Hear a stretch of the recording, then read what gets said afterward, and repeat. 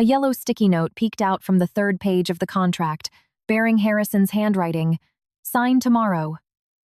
Eleanor read the paragraph again, a knot of anxiety tightening in her chest.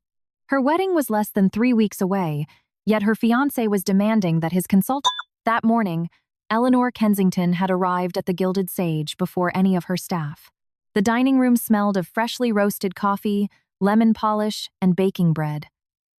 The pendant lights over the mahogany bar were still off, casting a gray shadow over the pages in her folder. Harrison had called it a standard operating agreement, but the text was dense with liabilities, guarantor clauses, and obscure references to an addendum. She closed the folder, locked it in her desk drawer, and stepped out into the back alley. A dark jacket shifted near the service entrance. A scrawny boy was sitting on an overturned milk crate, hurriedly devouring a blueberry muffin. Next to him sat a paper cup of lukewarm tea. "What are you doing back here?" Eleanor asked. The stranger jumped up, hiding the pastry behind his back. "I'm leaving. I didn't tell you to leave."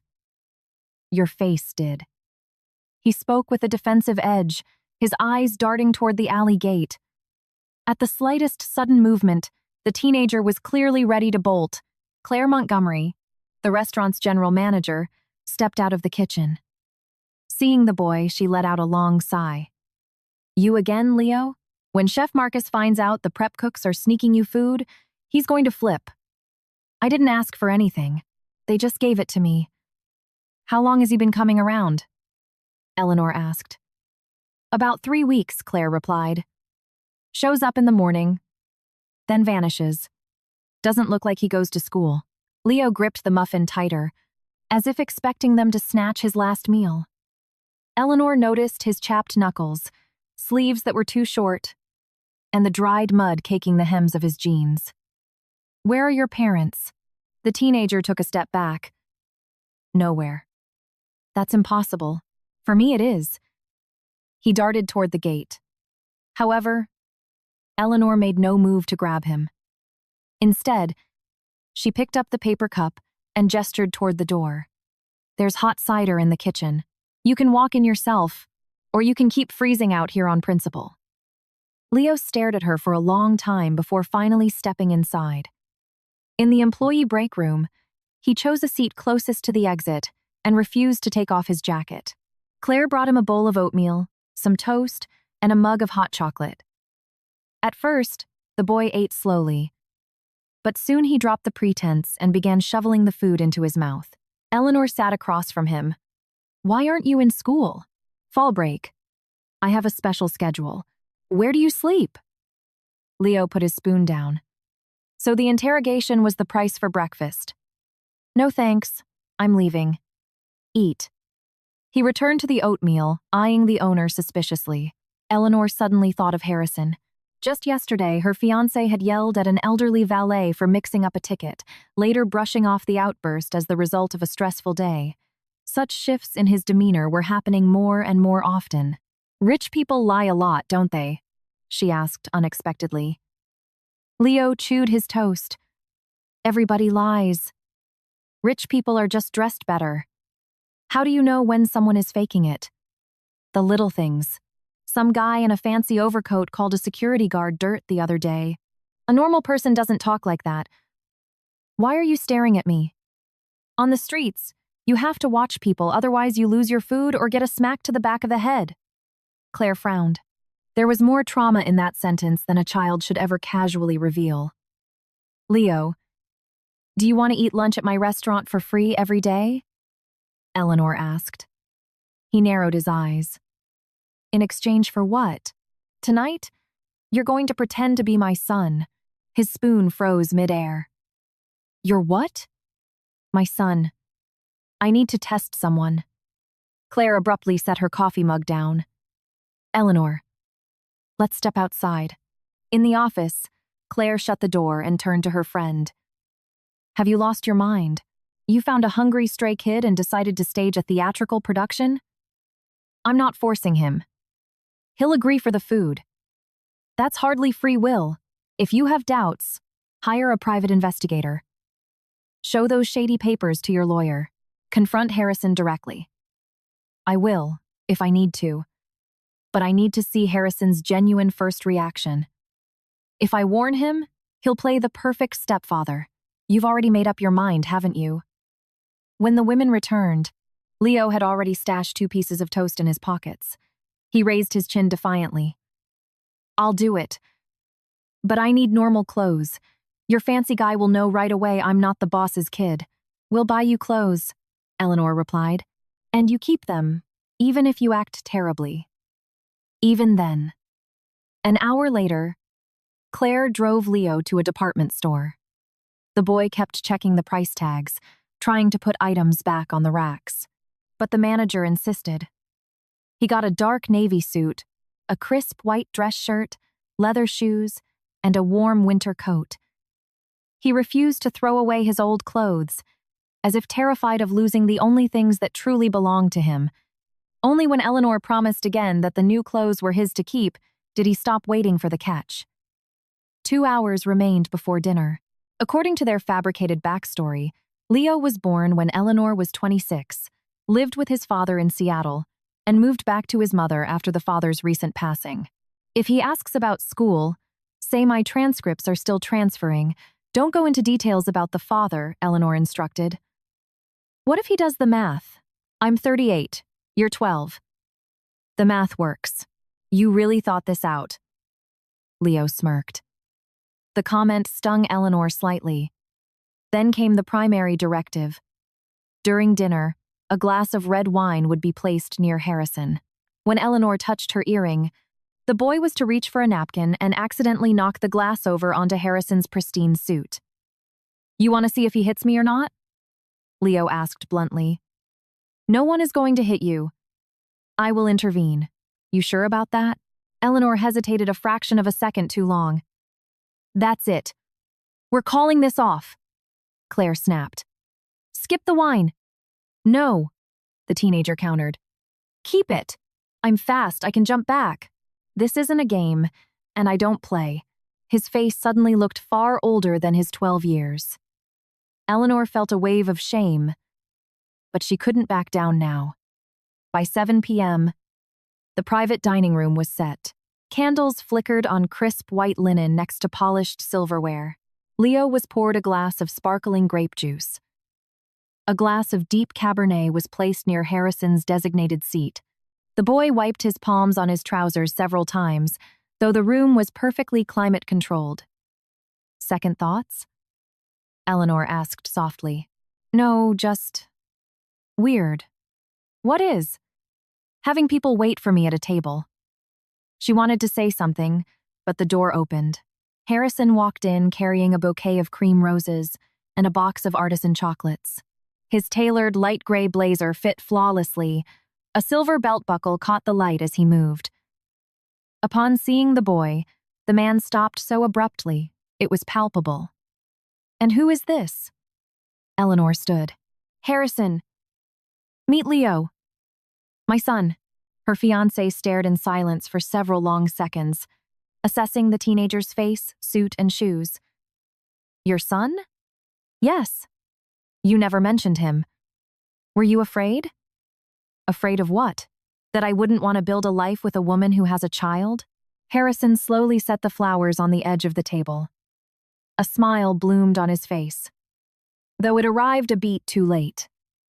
Ellie, darling, you could have trusted me. Children are no obstacle to love. He approached Leo and extended a hand. Hello, young man. Leo shook it without standing up. Hi. How old are you? 12. Practically a man, then. Harrison sat down and immediately asked where the boy had been living. Eleanor recited the Seattle story. Harrison listened intently, then asked about the deceased father's estate and the boy's legal residency status. Why does that matter right now? Eleanor asked. I'm thinking about our family. Perhaps we should look into a good boarding school back east. Excellent discipline, foreign languages, sports. Leo just got here. I'm not sending him away, just laying out options.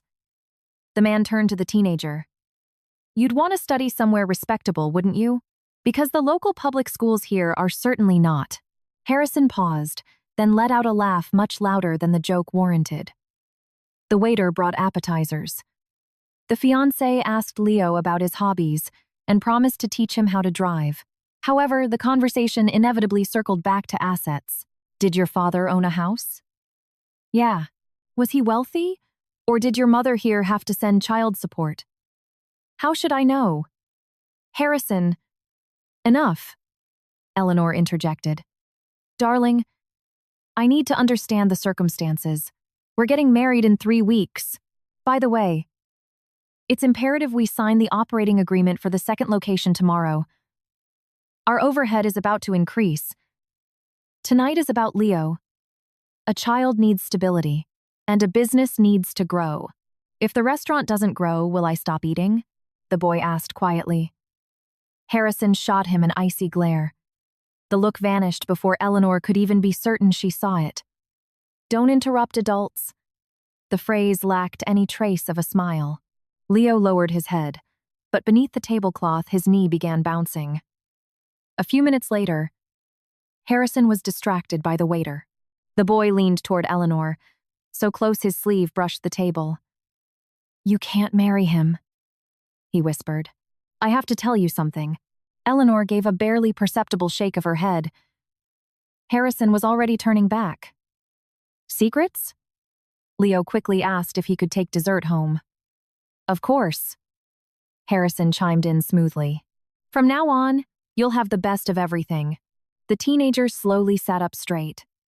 Harrison resumed his pitch about the private boarding school, emphasizing the benefits of a strict routine and constant supervision. Would he live on campus? Eleanor asked. During the week, he could visit on weekends. We need time to adjust to each other, too. You've spent years without him. A sudden, drastic change is bad for everyone. Leo began crumbling a piece of bread between his fingers. Harrison looked with undisguised irritation at the crumbs scattered on the white tablecloth. We don't do that at the table. We don't play with our food. I'm not playing. Then, stop it. Eleanor felt a wave of cold resolve. Her fiancé was still maintaining a polite tone, but the mask was slipping. She reached up and touched her earring. Leo reached for a napkin. His elbow clipped the stem of the wine glass.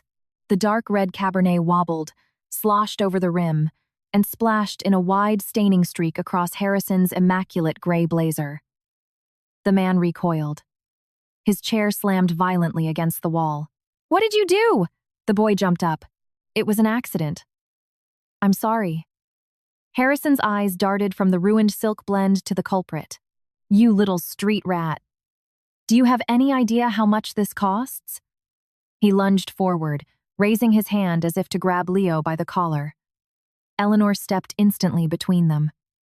Don't you dare. Her fiancé froze. Claire, Chef Marcus, and a waiter suddenly appeared in the doorway.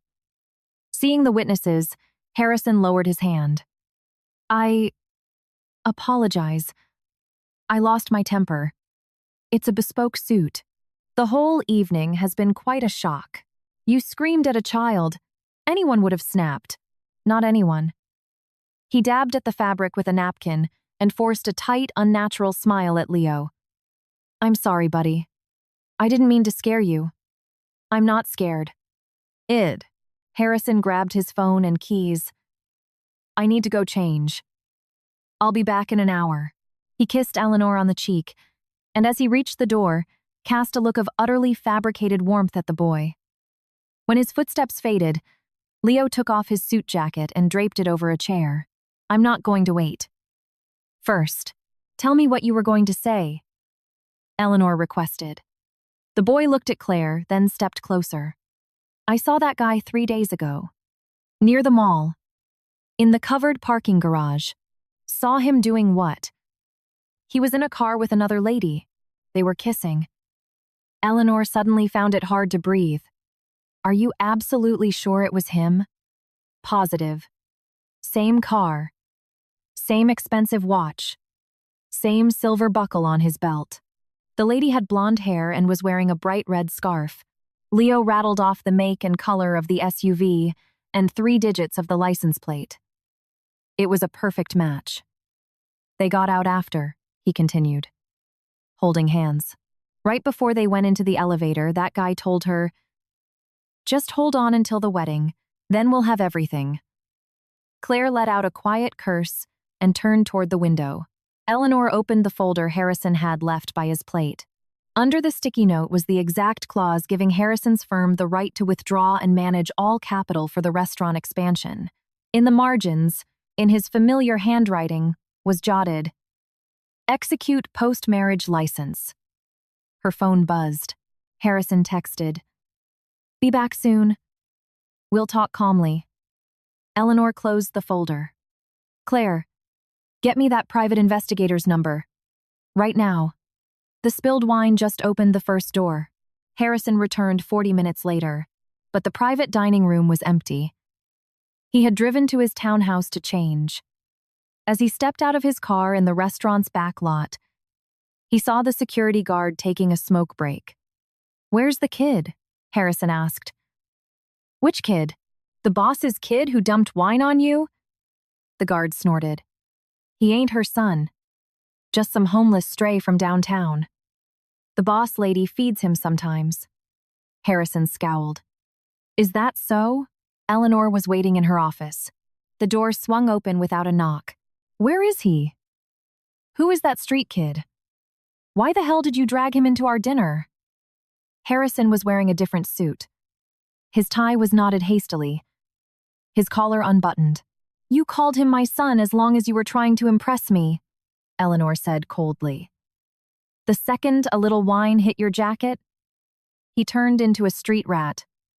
"I was lied to. Any man would be furious. You tested me. And you almost assaulted a child." Harrison walked over to the desk and held out his hand. "Give me the contracts. I have a meeting with the investors tomorrow. The papers stay here. Ellie, you invented a son. You ruined our evening and my suit. I am not signing anything tonight." Her fiancé fell silent. For a few terrifying seconds, his face morphed into something hard and alien. Then the familiar soft charm slid back into place. "That boy will not set foot in here again. He'll get his promised meals, fine. The city is full of beggars. You don't have to drag every one of them into your establishment." Eleanor walked over and opened the office door. "Leave, Harrison." He tried to pull her into an embrace, but she stepped back. "We'll discuss this calmly tomorrow," he snapped, without an audience and cheap theatrics. Once the elevator chimed, Claire brought Leo in. The boy had changed back into his old ragged clothes, carrying the new suit carefully over his arm. "I'm leaving," he announced. "Where to?" Eleanor asked. "I have things to do." "At night? It's completely dark out. Let us drive you home," Claire offered. "No." "Then give us an address." Leo clutched the suit to his chest. "You promised me meals, not surveillance. You are 12 years old. I cannot let you walk out into the night to God knows where. You were perfectly fine doing it earlier today." He moved quickly toward the exit. Claire stepped into his path, but Eleanor stopped her with a raised hand. "You couldn't hold a child by force." "Leo, will you come tomorrow?" "Maybe. I'll be waiting." The teenager didn't reply and vanished into the alley. Eleanor dialed the number Claire had provided. Detective Arthur Brennan answered on the second ring. Hearing her urgent request, he only asked for an address. An hour later, a burly man in a drab gray trench coat walked into the restaurant. He didn't look like a PI from the movies. He had a buzz cut, a scuffed leather portfolio, and a smartphone. Arthur listened to Eleanor, then asked for Harrison's photo and the license plate. "I need proof of infidelity," she stated, "and a full profile on his finances." "I don't hack phones and I don't break into houses," Arthur stated plainly. "I conduct surveillance in public spaces, and I pull financials from public and legal databases." "Understood? How long?" "I'll have preliminary results in 3 days." Eleanor handed over the photos, his office address, his usual routines, and the details Leo had provided. "Right now, The boy's words are hearsay, Arthur warned. Do not accuse Harrison. Keep your routine exactly the same. After the detective left, Eleanor sat alone in the dark dining room. At 11:30 p.m., a text arrived. My love, forgive my temper.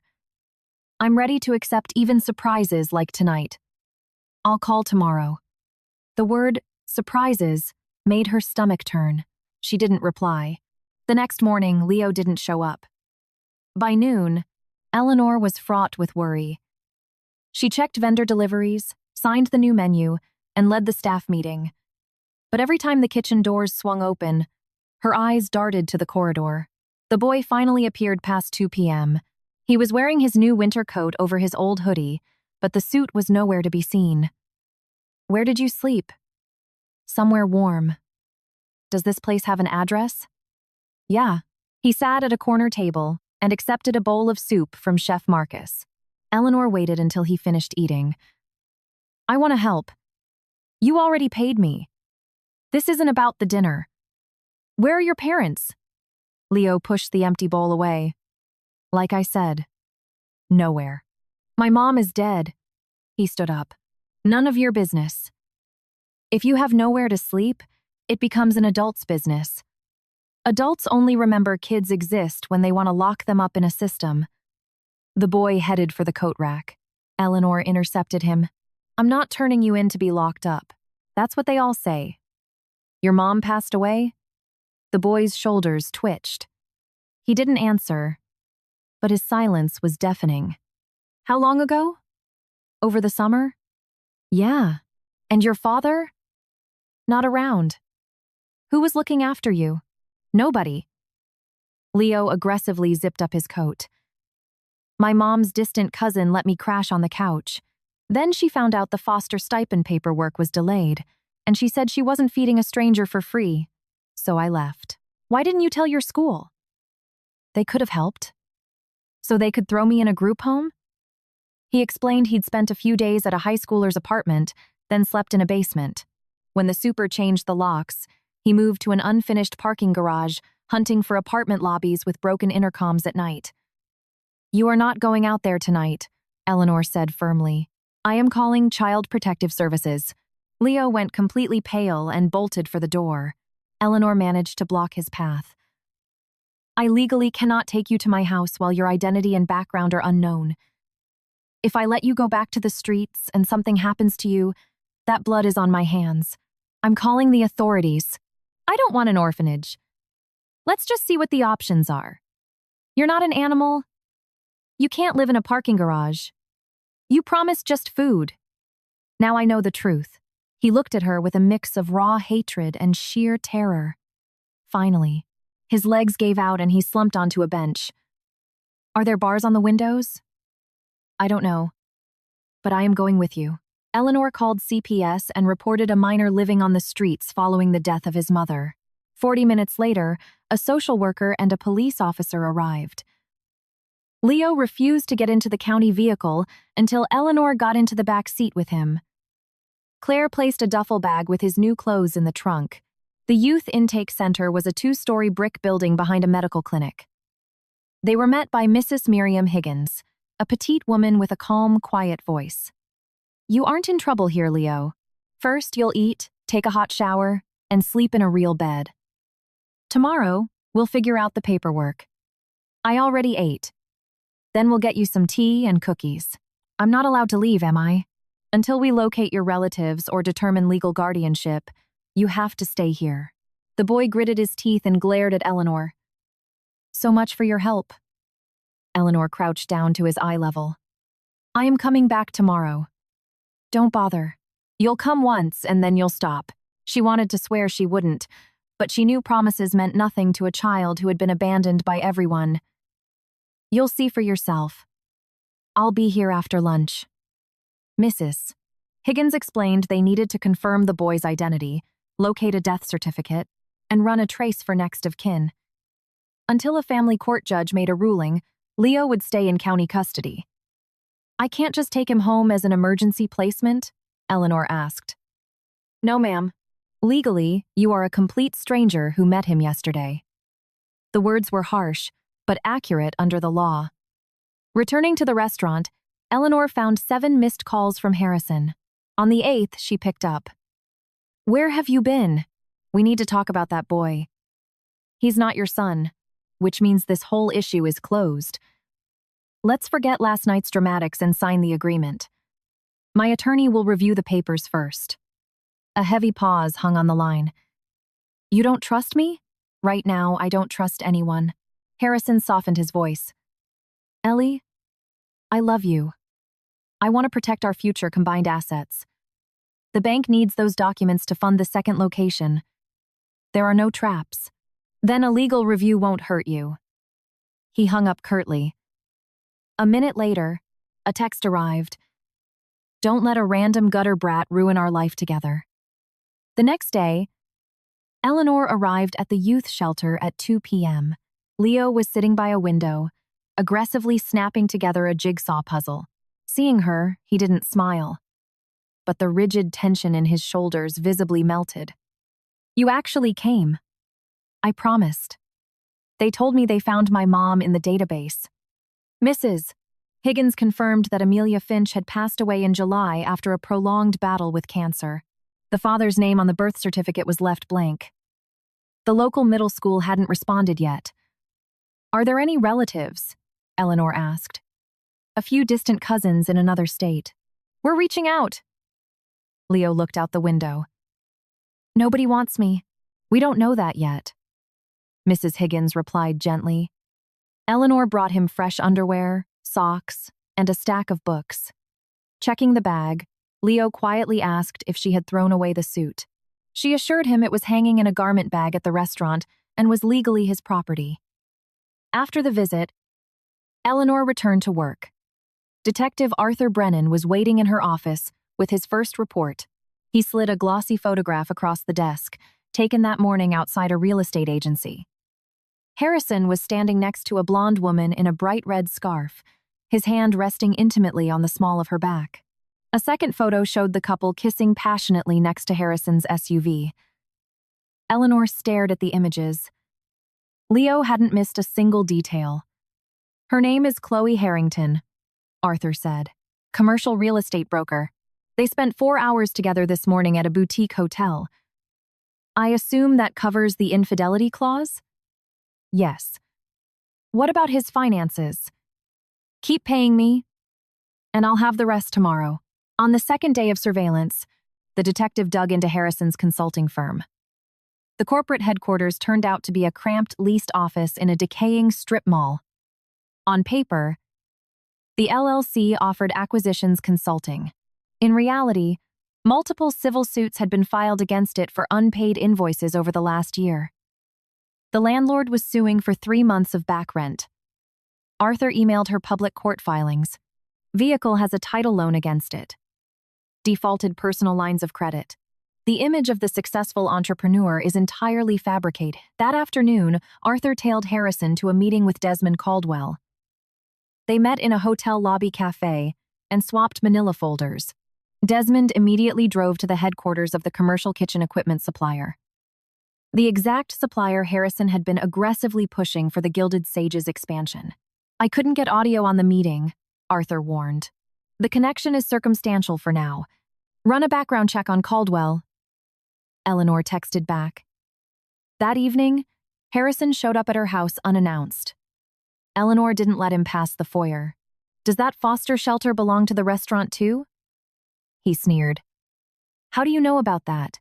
Claire blabbed to a mutual friend. It was a lie. Claire hadn't told a soul. Harrison pulled a pristine folder from his leather briefcase. "Sign the power of attorney. Desmond is meeting with the commercial lenders tomorrow. If we miss the deadline, we lose our prime financing. I am not signing a single page without Julian Prescott." The name of her attorney made Harrison flinch. "That blood-sucking lawyer has been feeding off your paranoia for years. You are letting an attorney and a homeless street rat come between us. Leo has nothing to do with this." Eleanor opened the front door. "Get out." Harrison lingered on the threshold. "The wedding is in 3 weeks. Decide what matters more. Your future husband or a random stray. Right now, I choose caution. He left without saying goodbye. On the third day, Arthur sent photos from a high-end jewelry store. Chloe was trying on a diamond tennis bracelet. Harrison held her wrist, taking photos on his phone. Later, they drove to Chloe's apartment complex. The detective documented them kissing at the entrance and bringing a leather overnight bag inside. By evening, Arthur sat in Eleanor's office, sliding a thick manila envelope across the desk. Every photo was time-stamped. Bankruptcies, liens, court dockets, and evidence of a shell company were stacked neatly beside them. Infidelity is proven, Arthur stated. Financial ruin is proven.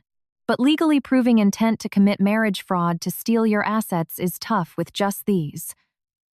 I just needed to know why he was rushing me to sign that specific guarantor clause. One photo showed Harrison fastening the diamond bracelet onto Chloe's wrist. Just days ago, he had shown Eleanor the receipt, claiming he had bought a modest gift for an elderly aunt. Eleanor closed the file and dialed his number. Harrison, let's meet the day after tomorrow. At the restaurant? Finally, you're seeing reason, he purred. We'll discuss the boy, the contracts, and the caterers. I'll bring the finalized operating agreement. Perfect. She hung up, met Claire's eyes, and rested her hand on the detective's file. This time, he won't just be going home to change his jacket. He'll be leaving my life for good. The following morning, Julian Prescott, Eleanor's attorney, tossed the contract onto her desk and took off his reading glasses. You absolutely cannot sign this. It's financial suicide. He flipped to the addendum, pointing with a silver pen. Harrison's LLC would gain sole proxy to negotiate on behalf of the Gilded Sage, select all vendors, and fully control the capital meant for the second location. Buried right here is a cross-collateralization clause. If his shell company defaults on the bank loan, the bank seizes your current restaurant to cover his debt. He called it a standard operating technicality. Then he either didn't read it, or he was praying you wouldn't. Claire leaned against the wall, horrified. My God! The kid was right. Harrison didn't want a wife. He wanted an ATM. Julian nodded grimly. The affairs and debts are clear. While proving a premeditated con is difficult for criminal charges, right now, our priority is severing his access. As of this hour, we are revoking his limited power of attorney for the lease negotiations. Your accounting department is instructed to reject any invoices from him. Passwords changed. The bank is getting a revised list of authorized signatories. Pay special attention to anything routed through Desmond Caldwell, the lawyer added. Eleanor checked her watch. 40 minutes until visiting hours. She arrived at the youth center carrying fresh tangerines and a paperback adventure novel. Leo was sitting in the rec room, but seeing her, he immediately closed his notebook. You came again. Does that upset you? Haven't decided yet. Mrs. Higgins placed a pot of tea on the table and left the door open. Agency rules required early visits to happen in common areas. I'm inviting Harrison to the restaurant the day after tomorrow, Eleanor said. I'm going to show him the photos. Leo stopped peeling his tangerine. I'm not going to be there. Only if you want to be. He's going to claim you lied. The photos will prove you didn't. Then I'm coming. I want to see his face, but I'm not playing your son again. You don't have to. Leo split the fruit into segments, popped one in his mouth, and discreetly folded the rest into a napkin. They give you 3 meals a day here, Eleanor noted mildly. I know. Then why are you hoarding food? Leo shrugged. For later, Mrs. Higgins walked in holding a clipboard. We tracked down Leo's school. His homeroom teacher is willing to come by tomorrow. Her name is Miss Rachel Evelyn. The boy's head snapped up. Is she going to yell at me? For what? For vanishing. She's been desperately looking for you, Leo. The boy turned his face to the window, refusing to let them see his eyes. The next day, Miss Evelyn arrived early. The young woman brought his school transcripts, old notebooks, and a printed photograph of Amelia Finch standing next to her son at a school bake sale. Seeing the picture, Leo remained silent for an agonizingly long time. "That's Mom's honey cake," he finally whispered. She put fresh orange zest in the frosting. His teacher carefully wrapped her arms around him. "Oh, Leo, why didn't you come to me? I thought you'd call the cops and send me to an orphanage. I would have helped you. We would have found a foster family. Kept you in school." "Everybody says that." Miss Evelyn wiped away a tear. "You're right. I should have tried harder to find you." Standing in the hallway, Eleanor realized just how many adults had failed this boy. After the meeting, Leo agreed to start attending the shelter's on-site classes. Before leaving, Eleanor asked him again, "Are you sure you want to be at the dinner?" "Yeah." "He might yell." "Let him. If you get scared, just walk into the kitchen with Claire." Leo scoffed. "I've already seen the monster behind his mask. I'm not scared." On the night of the confrontation, the Gilded Sage was closed to the public an hour early. Claire kept only her most trusted staff on the floor. Julian, the attorney, sat quietly in the adjacent private office, ready to intervene. Eleanor drove to the shelter to pick up Leo herself. Mrs. Higgins logged the checkout time and reminded the boy he could back out at any moment. In the passenger seat, Leo kept his new suit folded on his lap. "Do I have to wear it?" "No." "Then I'm staying in my hoodie. Harrison might try to bring you a bribe." "I won't take it. That's your choice. Just please, don't provoke him. Can I order the clam chowder?" Eleanor glanced over, caught a microscopic smirk on his face, and shook her head. "We are not throwing food at anyone tonight." "Yes, you can have soup." They arrived early. On the main dining table sat Arthur Brennan's thick photo album, next to the heavily red-lined contracts and copies of Harrison's debt records. Harrison strode in with a bouquet, wearing a dark bespoke suit. In his other hand, he carried a shiny retail box. "Ellie, darling, I am so glad you came to your senses." He noticed Leo, his smile tightening but holding. "And the young man is here too." "Splendid. My name is Leo," the boy said flatly. "Of course it is." Harrison extended the box, a little peace offering. The new PS5. Top of the line. Leo didn't even look at it. "I don't need it." "Don't be shy." "I said I don't want it." Harrison set the console on an empty chair. "Kid's got character. That'll serve him well in military school." Eleanor pointed to the chair across from her. "Sit down, Harrison. We have a lot to discuss." Harrison smoothed his jacket and placed his own pristine folder on the table. "I came prepared as well. Desmond got the bank to sign off. We just need your signature on the power of attorney and the collateral guarantee, and we'll break ground on the second location by spring." "There is no deal." The smile vanished. "Then why did you invite me here? To break off the engagement in front of the street rat?" Eleanor looked at Leo. "Harrison, this boy helped me see things clearly." Harrison's eyes darted between them before he let out a harsh bark of laughter. "So it was a test. You dressed up a homeless beggar, ordered him to ruin my suit, and sat back to judge me. Bringing a child into our mess was a mistake. I've already apologized to him for that. But your reaction? That was all you." He slammed his palms on the table. "You humiliated me in front of the staff.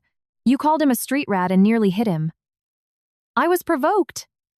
That stunt with the wine proved nothing." Harrison turned his venom on the boy. "Happy now? Got your free clothes, a hot meal, and a good laugh?" Leo met his gaze dead on. "I also saw you sucking face with another woman in the parking garage." Dead silence fell over the room, broken only by the faint clatter of pans in the distant kitchen. Harrison slowly turned back to Eleanor. "You believe this trash?" Eleanor opened the photo album. There was Harrison hugging Chloe outside the brokerage, kissing her by the SUV, escorting her into the jewelry store, and carrying her bag into her apartment. "She's a client," Harrison choked out. "You usually slip your tongue down your clients' throats in public garages?" and buy them diamond tennis bracelets? Out of context. The bracelet was for... He stopped. He had already claimed the receipt was for his aunt. He was trapped. Harrison frantically flipped through the pages, red splotches creeping up his neck. Who the hell is stalking me? That doesn't matter. You're broke, Harrison. Your LLC is facing eviction. Your SUV has a title loan. Creditors are threatening to sue. That's why you desperately needed my restaurant's equity to secure that bank loan. Every business hits cash flow snags. I was trying to build our empire. My empire. Eleanor tapped the red-lined contract. I had Julian review your little standard operating agreement. The office door opened, and attorney Julian Prescott stepped into the dining room. Good evening, Harrison. The power of attorney has been officially voided. The commercial lenders have been notified of potential fraud. All transactions involving your LLC or Desmond Caldwell are blocked indefinitely. This is a domestic dispute, Harrison shouted, standing up. Ellie, get this bloodsucker out of here. We need to talk privately. Sit down. Eleanor's icy calm forced him back into his chair. I know about the cheating, the debts, and Desmond. Now I want the truth. Were you marrying me just to liquidate my business? I was marrying you because I love you. Chloe means nothing to me. After the wedding, I was going to cut her loose. From the hallway came the sharp click-clack of high heels. Claire opened the doors, and a blonde woman in a beige trench coat and a bright red scarf walked in. Harrison turned ghost white. What is she doing here? Eleanor had called Chloe's brokerage that morning, posing as a wealthy client looking for commercial space. She had requested a meeting at the restaurant. Harrison? Chloe looked wildly confused. You said you were in investor meetings. Leo whispered. That's her. Chloe saw the sprawling photo album on the table. Where did you get those? Harrison promised to marry me in 3 weeks. Eleanor stated evenly. What did he promise you? The woman slowly unknotted her scarf. He told me that after he got his name on the restaurant's LLC, he'd initiate a divorce, force a buyout, and use the capital to open a luxury real estate firm with me. Shut your mouth, Harrison roared. You stupid bitch. You told me the marriage was purely a business acquisition. Chloe shot back. Harrison lunged across the table, grabbing the photo album. Leo instinctively grabbed the other side. Pages ripped. Let go, you little gutter punk. Harrison violently yanked the binder. His elbow swung back, clipping the boy's shoulder and knocking into the bowl of hot clam chowder sitting nearby. Leo caught the bowl with both hands to stop it from falling.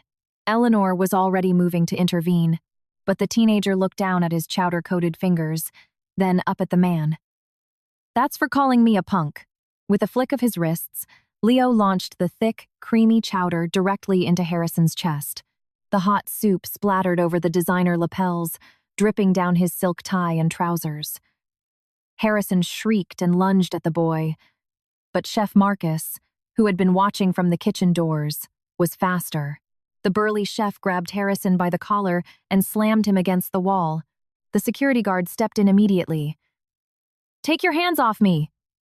Harrison screamed. Step away from the child, Julian commanded. Eleanor stood firmly in front of Leo. You shouldn't have done that. I know, the boy replied, looking entirely unrepentant. Harrison violently shook off the guard and snatched his briefcase. You'll regret this, Ellie. I'll sue you for half the restaurant. We have a verbal partnership. You aren't married, Julian stated calmly. You have no equity rights. I invested my own capital into her expansion. Show me the wire transfers. Provide the promissory notes. It was based on trust. Then you have nothing. Harrison pointed a trembling finger at Leo. That little thief is going to rob you blind and run. You threw away a millionaire for a homeless street rat. Eleanor stepped so close to him he had to lean back. My life would have been ruined by a parasite who only saw me as an ATM. Leo helped me see the truth. Chloe backed toward the exit. Harrison, You don't own any part of this place? He didn't answer. And the luxury condo you showed me, the one we were moving into? It's an Airbnb rental, Eleanor supplied helpfully.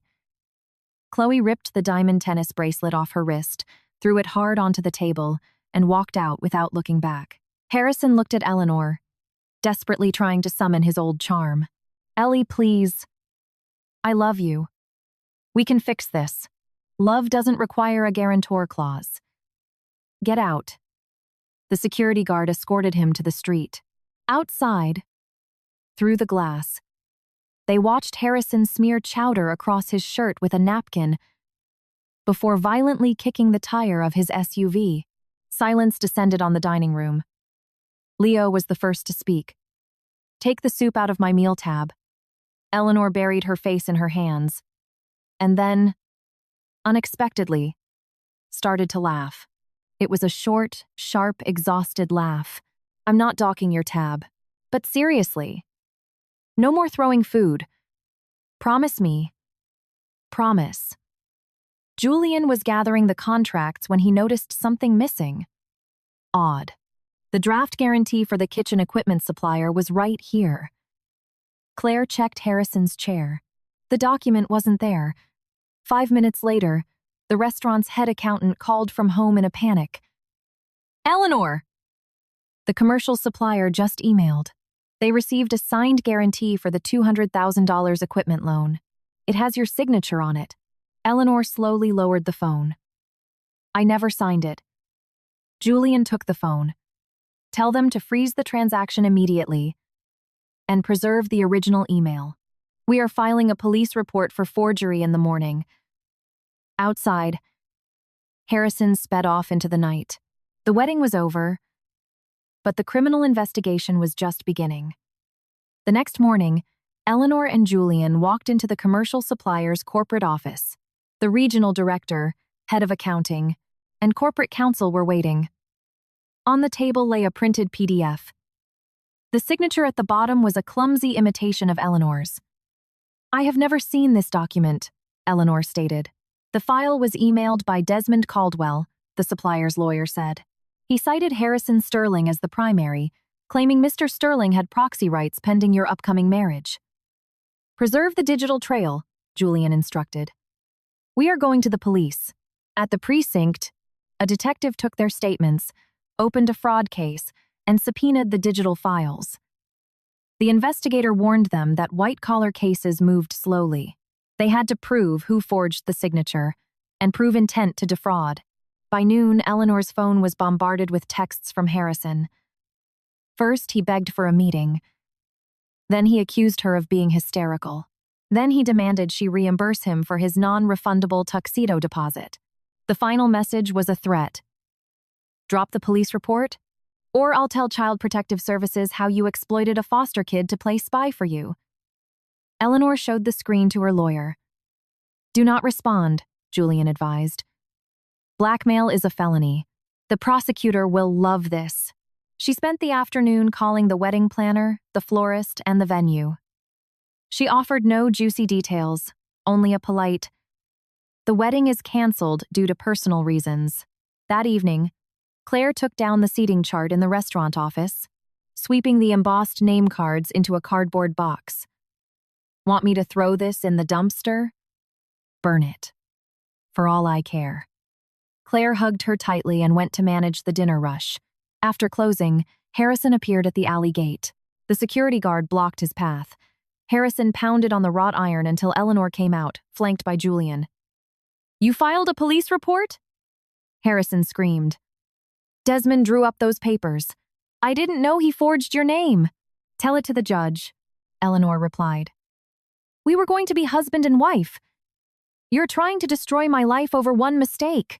Cheating, secret debt, extortion, and bank fraud isn't one mistake, Harrison. He gripped the iron bars. I poured my soul into your business. You'll regret this. This place will turn into a glorified diner without my vision. Eleanor turned her back on him and walked inside. His screams faded into the drone of passing city traffic. The next day, Eleanor drove to the youth center. Leo looked at her warily. Mrs. Higgins told me the wedding is off. It is. Because of me? If I hadn't spilled the wine, you wouldn't have known. You helped me see the truth, but I made the decision. Leo hesitated. Is he going to hit you? No. Men like him scream loud, but they're cowards. Eleanor realized the boy was speaking from a dark, personal experience he wasn't ready to share yet. Security is on alert, and my lawyer is handling him. Mrs. Higgins waved Eleanor into her office. Sitting at the desk was Miss Harper Davis, a caseworker from Child Protective Services. We've completed the family trace on Leo, Harper explained. There is no viable next of kin. The cousin he stayed with formally surrendered guardianship in writing. The boy is officially a ward of the state. I want to foster him, with the intent to adopt, Eleanor said instantly. Harper wasn't surprised. It's a noble sentiment, Miss Kensington, but you cannot simply take him home today. You need to complete background checks, fingerprinting, psychological evaluations, a home study, and state-mandated foster parenting classes. I'm ready. Tell me where to sign.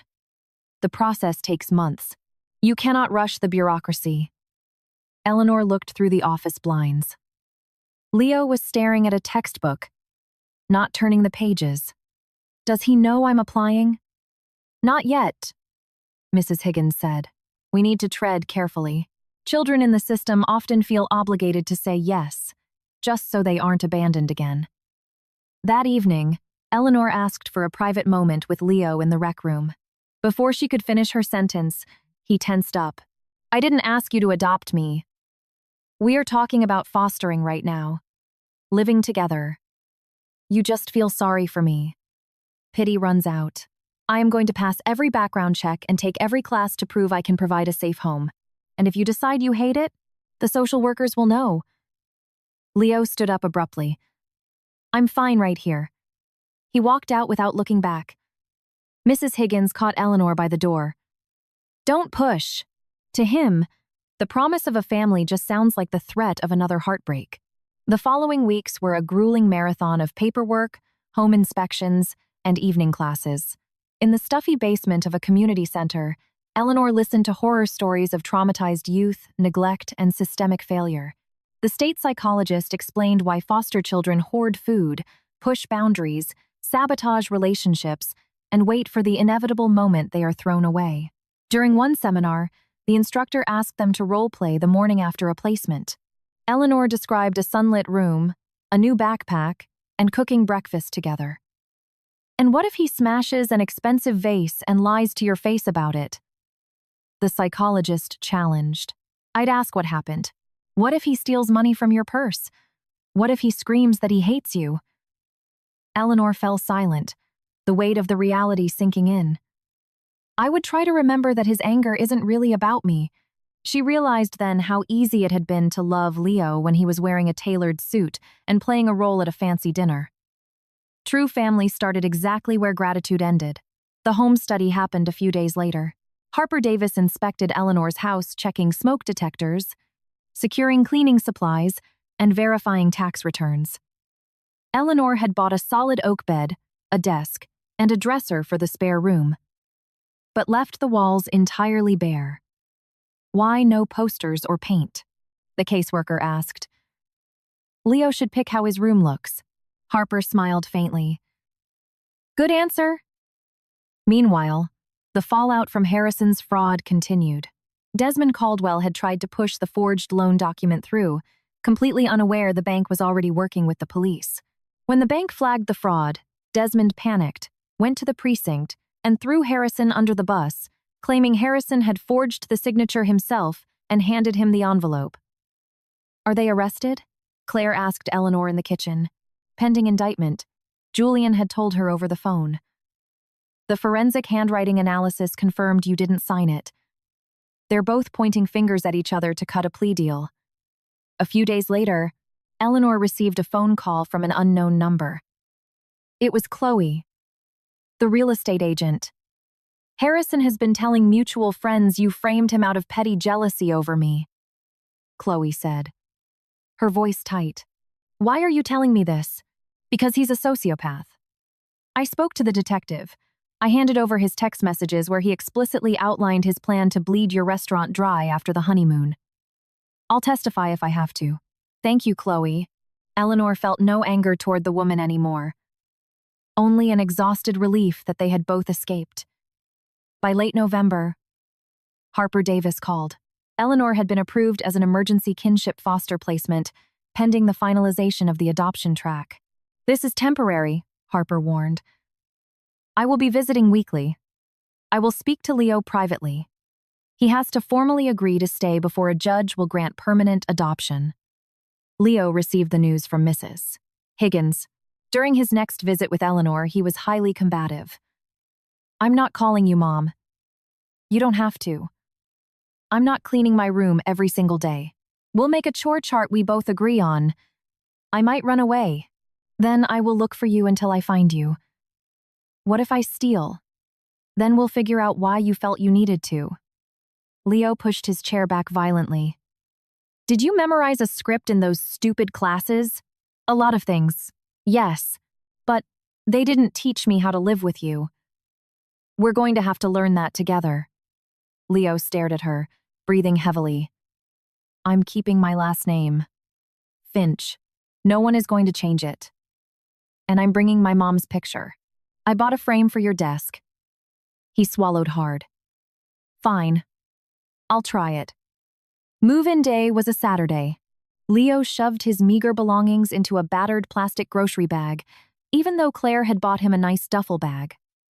That bag is going to rip, Claire noted. No, it won't.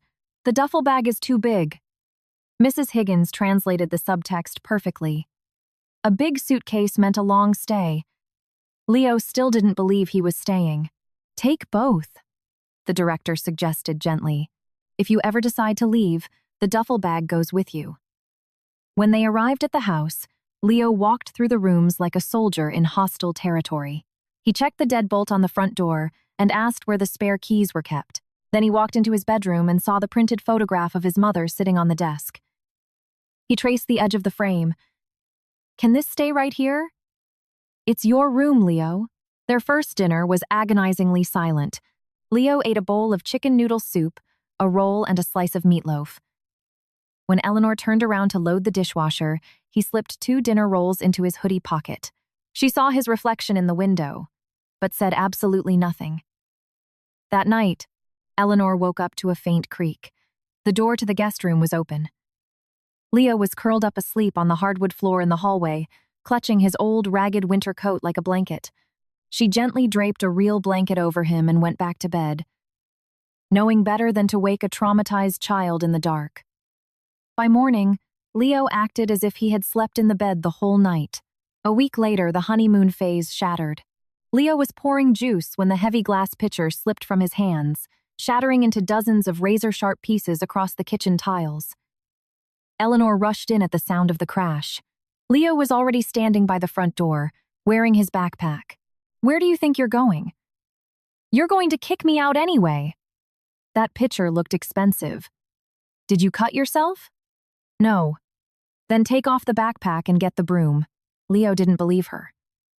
He backed up, yanked the front door open, and sprinted down the driveway. Eleanor ran after him in her socks, but he was already gone, disappearing into the suburban sprawl. Panic seized her. She called Claire, Mrs. Higgins, and Harper Davis. Then she drove straight to the Gilded Sage. Leo was sitting in the back alley, perched on the exact same milk crate where she had first found him. His backpack was sitting in the dirt. Eleanor stopped a few feet away, her heart pounding. We can buy another pitcher, she said softly. You say that now. Tomorrow you'll be sick of me. She sat down on the cold asphalt next to him. Leo, we are going to fight. I am going to make mistakes. I am going to get angry, and I am going to get exhausted. But a broken piece of glass doesn't cancel out your home. Leo stared at the wet pavement for a long time. If I break something else, will you help me clean it up? You really won't send me back? No. He let out a ragged sob, scrubbing his face furiously with his sleeve, and finally leaned into her, letting her wrap her arms around him. At that exact moment, a black SUV pulled into the alley. Harrison stepped out, slamming the door. Well, isn't this a touching cinematic moment? Harrison sneered. Exactly what I planned to describe to Child Protective Services. He was holding his iPhone up, the red recording light blinking. He smiled with venomous triumph. Keep going. Let the state workers see how the perfect mother drove her foster kid to run away crying in an alley. Eleanor didn't stand up. Leo pressed his shoulder firmly against hers, no longer trying to pull away. Put the phone away, Eleanor demanded. It's a public alley. I have a First Amendment right to film, then film everything. Leo broke a glass, panicked because of his past, and ran. And I came and found him. Harrison scoffed. A beautiful fairy tale. He's been in your house a week, and he's already fleeing. But I caught you. I've been parked down the street watching your house. Stalking me now, Harrison? That'll look great on the police report. The camera lens shifted to Leo. Tell the camera how she forced you to play her son. Tell them who ordered you to throw wine on me. Leo stood up. She made a mistake. And she apologized. Did you apologize for trying to steal her restaurant? She trained you well. I know how to think for myself. Harrison took an aggressive step forward. Leo flinched, but he didn't back down. The heavy steel kitchen doors flew open. Chef Marcus and the security guard stepped out, both looking furious. Get off the property, the guard barked. I am on a public easement. Put the camera away from the minor. Or, I'm calling the cops, Marcus growled, cracking his knuckles. Eleanor took Leo's hand and led him inside. Harrison screamed after them. This video goes to the CPS director tomorrow. We'll see who they believe. In Eleanor's office, Leo dropped his backpack on the sofa and stared at his shoes. Is he going to ruin it? Are they going to take me back to the shelter? The social workers will decide. But I am going to tell them the absolute truth. Leo gripped his backpack straps. We should lie. Tell them I just went for a walk. If Harrison shows them the video, we look like liars. Trust is gone. The truth is our only defense. Eleanor knelt in front of him. We agreed a broken glass doesn't cancel out a home. Neither does a vindictive ex-fiancé. They drove home in silence. In the foyer, Leo took off his shoes, carried his bag into his room, and locked the door. Eleanor didn't knock. She swept up the glass in the kitchen, placed 2 cheap plastic cups on the counter, and left a sticky note. Pick either one. They bounce when you drop them. The next morning, 1 plastic cup was in the sink. Inside it was a folded piece of paper. I'll try not to drop it. Eleanor read it and smiled. It was the first time since he moved in that the boy had initiated a conversation, even on paper. Later that morning, she preemptively called Harper Davis. The caseworker listened to the story, asked Eleanor to forward any footage from her home security cameras proving Harrison was stalking the house, and scheduled an unannounced home visit. They had to wait 2 agonizing days. Leo became terrifyingly quiet. He started hiding bread in his dresser drawers again and began checking the locks on the front door multiple times a night. One night past 1 a.m., Eleanor heard the deadbolt click. She walked out to find Leo standing by the door in the dark. Do you think he's going to break in? Leo whispered. Guys like that. They come back when people are sleeping. The house has an alarm system. The cameras are recording. What if he smashes a window? Then the police arrive in 3 minutes. Are you scared? Aren't you? Yes. But we can't let fear dictate how we live in our own house. Leo stood by the door a moment longer, then padded back to his room. The deadbolt didn't click again that night. Harper Davis arrived the next day with the state psychologist. First, they interviewed Eleanor in the living room. Then, they asked to speak with Leo alone in his bedroom. Eleanor paced the kitchen for 45 minutes. Finally, Leo emerged, his face unreadable. I told them everything, he said quietly. About the wine, too. Good. They asked if you forced me. I told them I did it for a free lunch. I also told them adults should act better. Eleanor felt a flush of shame, but offered no excuses. You told the truth. Harper asked Eleanor to step onto the back patio. Mr. Sterling's video and formal complaint generated a mandatory review. The incident at the restaurant with the wine is highly concerning. You placed a vulnerable child in a position where he believed performing a stunt was required for food. I know. It was my worst moment. I regret it entirely. However, Harper sighed, flipping her notepad shut. Since the foster placement began, we find no violations. Leo confirmed you didn't punish him for the broken glass. You didn't force him to lie, and you immediately sought to de-escalate the alley incident. Mr. Sterling's obvious retaliatory motive discredits his complaint. So, what happens now? The kinship placement stands, but we are mandating weekly trauma counseling for Leo. Pass the stalking evidence to your lawyer to file a restraining order. When Harper left, Leo was standing awkwardly in the hallway. They aren't taking me away? No. He stepped forward, gave her a quick, fierce hug, and immediately leaped back, as if terrified by his own vulnerability. A week later, Julian called with an update. The grand jury had indicted Harrison and Desmond for wire fraud, attempted bank fraud, and forgery. They both caved, Julian said. Desmond testified that Harrison printed the document and faked your signature. Harrison claims Desmond planned the whole thing. The bank's attorneys are out for blood. The FBI might even pick up the case because it crossed state lines. And Chloe? She handed over the texts. Harrison explicitly detailed his plan to marry you, leverage the restaurant for cash, and divorce you within a year. It establishes undeniable premeditation. I don't want to see the files, Julian. Let the prosecutors handle him. Agreed. You have better things to focus on.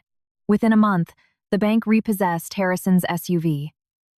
His LLC was dissolved by the state for tax evasion, and he was facing 5 to 10 years in federal prison.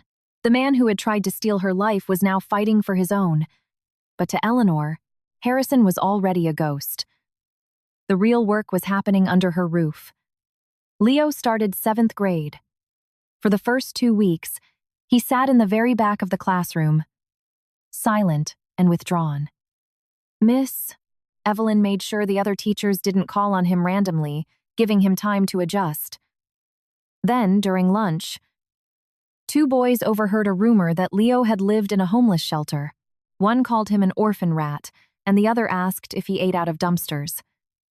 Leo punched the first boy in the jaw, shoved the second into a locker, and walked out of the school. Eleanor was called to the principal's office. She drove there gripping the steering wheel, preparing for a suspension or expulsion. But Miss Evelyn had already intervened. The school counselor had interviewed the witnesses. The parents of the bullies were called in, and the boys were forced to apologize. That evening, Leo sat at the kitchen island, waiting for the axe to fall. I hit him hard. I gave him a bloody lip. You did. Violence isn't the answer. So you're grounding me? No. Tomorrow, you are going to apologize for punching him. And he is going to serve detention for what he said. I'm not saying sorry first. Then don't go first. But you have to own your part of it. Leo argued for an hour. But the next morning, he did exactly as he was told. He came home looking gloomy, but admitted the bully had actually shaken his hand. A week later, they were paired up for a science project. One afternoon, Leo brought home a D- on a math test and hid the paper under his mattress. Eleanor found it while changing the sheets. Why did you hide this? I thought you'd scream at me. I'm only going to be upset if you stop trying. Math is hard. I don't need math. You don't use algebra on the streets. You aren't on the streets anymore. And you definitely need math to calculate food costs and profit margins at the restaurant. You're going to give me the restaurant? No, Eleanor smiled. But maybe one day you'll open your own. Leo laughed, a real, unguarded laugh that reached his eyes. After school, Leo started hanging out at the Gilded Sage. Chef Marcus gave him a white apron and let him work in the safe prep zones. The boy weighed flour, sorted fresh berries, and meticulously copied recipes into a spiral notebook. One quiet Tuesday, he asked Marcus if they could try baking a honey cake. "You remember the recipe?" Marcus asked. "Not all of it. Mom used a lot of cinnamon. And she grated fresh orange peel right into the cream cheese frosting. The first batch of frosting broke and turned to soup. The second batch was sickeningly sweet. Leo threw his whisk in the sink, ready to quit, but the massive chef simply slid a clean steel bowl in front of him. "Baking requires patience, kid. Go again." By evening, the cake was assembled. The sponge layers were uneven, and the frosting was a bit lumpy. But when they cut into it, the aroma of toasted honey, cinnamon, and bright orange zest filled the kitchen. Leo froze. "That's what our apartment smelled like," he whispered. Eleanor took a bite. "Leo, this is incredible. You're just saying that to be nice.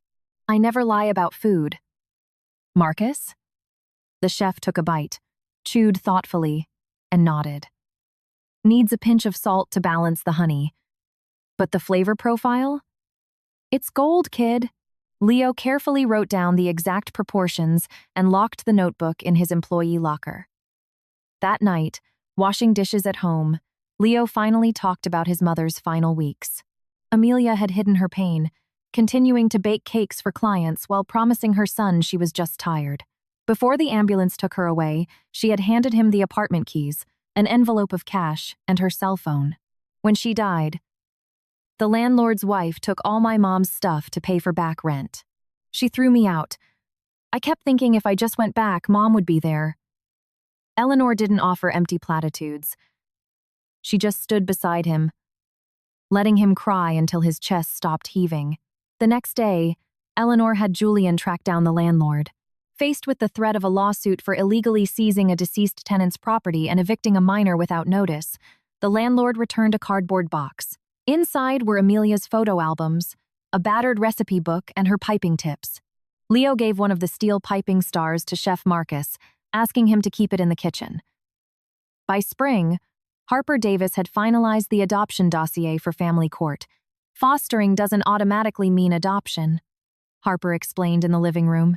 "The judge will interview Leo privately. Because he is over 12, he has to legally consent to the adoption on the record."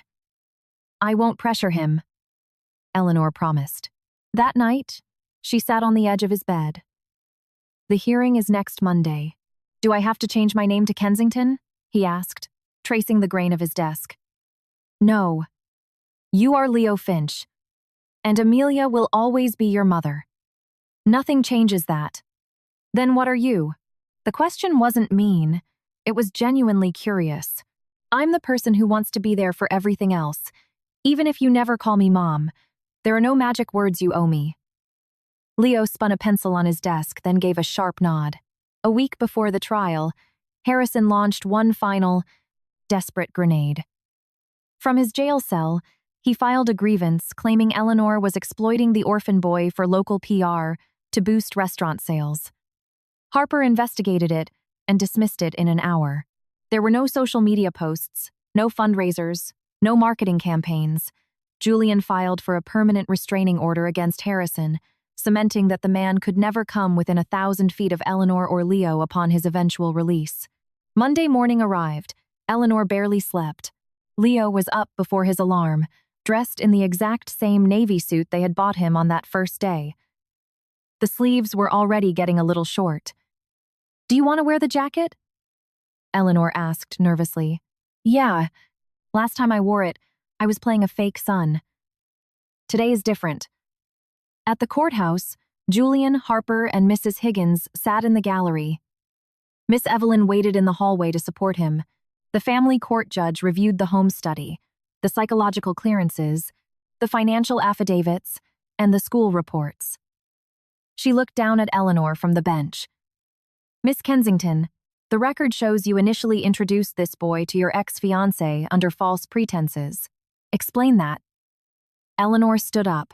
She didn't sugarcoat a single detail. I acted recklessly. I offered a starving child food in exchange for playing a role in my personal drama. It was deeply unfair to him. Since that day, I have tried to prove through my actions that he never has to earn his keep, perform a trick, or prove his worth to have a safe home with me. Harper stood up. Your Honor, the state has reviewed that incident extensively. There has been no repeat behavior. The minor's grades have improved from failing to a B average. His trauma responses have significantly decreased, and the home environment is stable. The judge called Leo into her chambers. The heavy oak doors clicked shut. Waiting in the courtroom was agony. Julian sat beside Eleanor, offering no empty promises. 20 agonizing minutes later, the doors opened. Leo walked straight to Eleanor and sat down beside her. What did she ask you? Eleanor whispered. If I wanted to stay. What did you say? You'll hear it. The judge took her seat and banged her gavel. The court has heard from the minor, Leonard Finch. He consents to the adoption and wishes to retain his given surname. Leonard, is there anything you want to add for the record? Leo stood up. His voice shook slightly, but carried through the quiet room. The first time I met her, she asked me to be her son for one night, Leo said, looking at the judge. I only did it because I was starving. But now, she's asking me to be her family forever. And she isn't asking for anything in return. So, I believe her. Eleanor looked down at her hands, fighting a losing battle against her tears. Petition for adoption is granted, the judge smiled. Congratulations. When the gavel fell, it was legally binding. Eleanor Kensington was now the mother of Leonard Finch. Outside the courtroom, Claire, Chef Marcus, Mrs. Higgins, and Miss Evelyn were waiting. There were no loud cheers, just fierce, tight hugs. They all drove back to the Gilded Sage. The restaurant wasn't closed to the public, but a large corner booth had been reserved for the people who had helped a terrified street kid find his way home. A waiter set a bowl of creamy butternut squash soup in front of Leo. Claire immediately slid his water glass to the far side of the table. Warning you right now, Julian's suit is Italian. No throwing liquids. Nobody deserves it tonight. Leo shot back without missing a beat. The table erupted in laughter. Chef Marcus emerged from the kitchen, carrying a massive, beautiful cake. The frosting was perfectly smooth, speckled with orange zest. Written in elegant chocolate piping across the top was, Amelia's honey cake. Leo cut the first slice himself and handed it to Miss Evelyn. Mom would have whipped the frosting a little longer, he critiqued seriously. I'm sure she would have. The teacher smiled, taking a bite. And then she would have eaten 2 slices. Eleanor reached for the bread basket in the center of the table. Leo, do you want a roll? Leo looked at her. He took a deep breath, like a diver stepping off a very high cliff. Mom, can you pass the butter, please? The entire table went dead silent. Eleanor didn't gasp. She didn't cry, and she didn't lunge across the table to hug him. She just picked up the butter dish and handed it to him. Here you go. Leo took it, then leaned over and bumped his shoulder against hers. It was a tiny gesture, but it was everything. Later that evening, long after the guests had gone, the two of them walked out the back service door into the alley. The old plastic milk crate was still sitting against the brick wall. Leo stopped and kicked it with the toe of his sneaker. Should I throw this in the dumpster? Let Marcus decide. He uses it when he takes a break. I used to sit on that crate and try to figure out how to not freeze to death, Leo said softly. I remember. And now I have a biology midterm on Tuesday. Life got way harder. He grinned, a bright, sarcastic, beautiful smile, and reached out to grab Eleanor's hand. Through the restaurant windows, warm golden light spilled across the pavement. The air smelled of roasted coffee, honey, and orange zest. Ahead of them lay completely ordinary days. Homework struggles, arguments over chores, broken dishes, new recipes, and dinners eaten at the same table. Leo wasn't playing a fake son anymore. He was just walking home with his mom.